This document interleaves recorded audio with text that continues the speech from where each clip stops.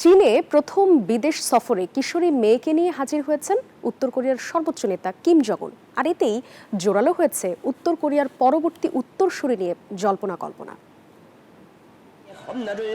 চীনে গুরুত্বপূর্ণ আন্তর্জাতিক সফরে বাবার ছায়াসঙ্গী হয়ে ফের আলোচনায় কেন্দ্রবিন্দুতে কিমের মেয়ে জু আয়ে।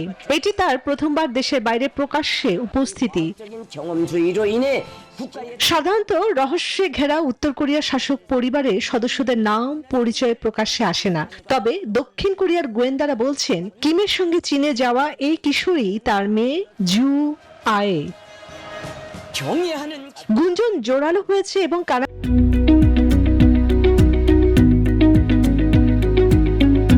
শোনা যাচ্ছে যে এই মেয়ে হতে চলেছেন কিমের উত্তরসূরি। কিম পরিবারের বংশানুক্রমিক শাসনে সাধারণত পুরুষ উত্তরাধিকারী নেতৃত্ব দিয়ে আসলেও এবার ব্যতিক্রম ঘটতে পারে এমন ধারণায় এখন আলোচনায়।